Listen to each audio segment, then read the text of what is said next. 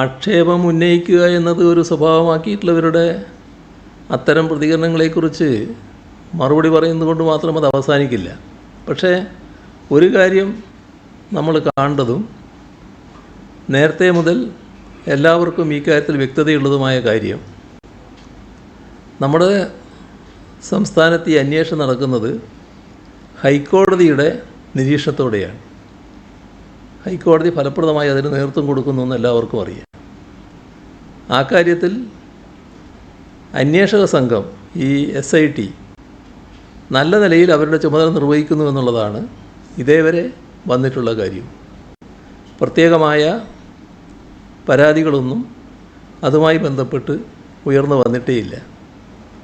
ഇക്കാര്യത്തിൽ മുഖ്യമന്ത്രിയോ മുഖ്യമന്ത്രിയുടെ ഓഫീസോ ഒരു തരത്തിലുള്ള ഇടപെടലുകളും നടത്തുന്നില്ല എന്നത് നേരത്തെ തന്നെ വ്യക്തമാക്കിയിട്ടുള്ള കാര്യമാണ്. കാരണം അത് ഹൈക്കോടതിയുടെ മേൽനോട്ടത്തിൽ നടക്കുകയാണ്. ആ നിലക്ക് നടക്കട്ടെ. ഇത് ഞങ്ങൾ തന്നെ വെച്ച നിർദ്ദേശവുമായിരുന്നു.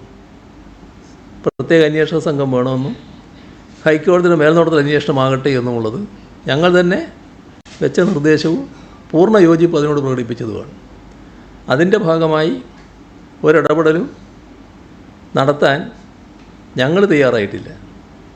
അപ്പോൾ ചില കാര്യങ്ങൾ വരുമ്പോൾ അതിന് മറ്റ് മറുപടി കൃത്യമായി മറുപടി പറയാൻ പറ്റാത്ത അവസ്ഥ വരുമ്പോൾ എന്നാൽ പിന്നെ ഇരിക്കട്ടെ ഒരു ആരോപണം, അത് മുഖ്യമന്ത്രിയുടെ ഓഫീസിനെതിരെ ആവട്ടെ എന്ന നിലയെടുത്താൽ അതുകൊണ്ട് തങ്ങൾ രക്ഷപ്പെടുമെന്നാണ് കരുതുന്നത്.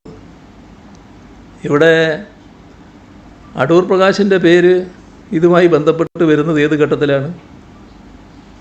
അടൂർ പ്രകാശ് ഇവിടെ അതുമായി ബന്ധപ്പെട്ട് പേരുകൾ വരുന്ന സന്ദർഭം ഒരു ചിത്രം വന്നപ്പോഴാണ്. ഞാൻ കഴിഞ്ഞ പത്രസമ്മേളനത്തിലാണെന്ന് തോന്നുന്നു അതിനെപ്പറ്റി പറഞ്ഞത്. അത് സോണിയാഗാന്ധിയും മറ്റ് രണ്ടുപേരും,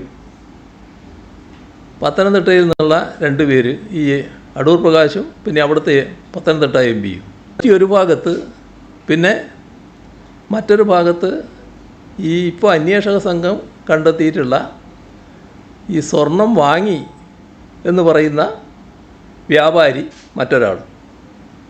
ഇതെങ്ങനെയാണ് ഈ 2 പേരും കൂടി ഒന്നിച്ച് ഒരേ സമയം സോണിയാഗാന്ധിയെപ്പോലുള്ള മറ്റു കാര്യങ്ങളൊക്കെ ഞാൻ നേരത്തെ പറഞ്ഞാണല്ലോ, അത്ര മാത്രം സുരക്ഷിതത്വമുള്ള ഒരു നേതാവിൻ്റെ അടുത്തെത്തുന്നത്? അതിലെനിക്ക് പങ്കില്ല എന്ന് ഇദ്ദേഹം പറഞ്ഞു എന്ന് തോന്നുന്നുണ്ട് നേരത്തെ. ഇപ്പോൾ ഈ മുഖ്യമന്ത്രിയുടെ ഓഫീസിന് നേരെ ആരോപണം ഉന്നയിച്ച വ്യക്തി ഞാനതിൽ പങ്കുള്ളയാളല്ല എന്ന് പറഞ്ഞു എന്നെ വിളിച്ചിട്ട് പോയതാണ് എന്ന്. അങ്ങനെ വിളിച്ചാൽ പോകേണ്ട ആളാണോ അദ്ദേഹം? പോറ്റി വിളിച്ചാൽ പോകേണ്ട ആളാണോ അദ്ദേഹം?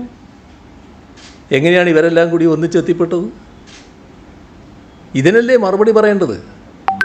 യഥാർത്ഥ പ്രശ്നം അതല്ലേ? എങ്ങനെയാണ് ഈ മഹാ തട്ടിപ്പുകാർക്ക് സോണിയാഗാന്ധിയെപ്പോലുള്ള അതിപ്രാധാന്യമുള്ള സുരക്ഷിതത്വം ഇന്ന് ഇന്ത്യയിൽ ലഭ്യമാകുന്ന ഒരു രാഷ്ട്രീയ നേതാവിൻ്റെ അടുത്തേക്ക് എത്തിപ്പെടാൻ കഴിഞ്ഞത്? അതിൽ ഇവരുടെ പങ്കെന്താണ്? അല്ലെങ്കിൽ ആരാണ് പങ്കുവഹിച്ചിട്ടുള്ളത്? അതിന് ഉത്തരവാദി? അതല്ലേ ആദ്യം വ്യക്തമാക്കേണ്ടത്. അതിന് മറുപടി പറയാൻ കഴിയാത്തപ്പോൾ പണ്ട് കുട്ടികൾ പറയാറില്ലേ, ഈ ഒന്നും പറയാനില്ല കൊഞ്ഞനം കുത്തുക, ആ ഒരു പരിപാടി സ്വീകരിക്കലാണോ വേണ്ടത്? എന്നാൽ പിന്നെ ഇരിക്കട്ടെ, മുഖ്യമന്ത്രിയുടെ ഓഫീസിന് നേരെ ഇരിക്കട്ടെ എന്ന് പറഞ്ഞ് അങ്ങനെ ചാർത്തി തന്നതുകൊണ്ട് ഞങ്ങൾക്കതിൻ്റെ ഉത്തരവാദിത്വം വരുമോ? അപ്പോൾ ഞങ്ങൾക്കൊന്നേ പറയാനുള്ളൂ, ഞങ്ങൾക്കതിൽ ഈ അന്വേഷണം കൃത്യമായി നടക്കട്ടെ എന്ന നിലപാടേ ഉള്ളൂ. ഒരു ഘട്ടത്തിലും ഞങ്ങളതിനെ ഒരു തരത്തിലും തടസ്സപ്പെടുത്താൻ നിന്നിട്ടില്ല.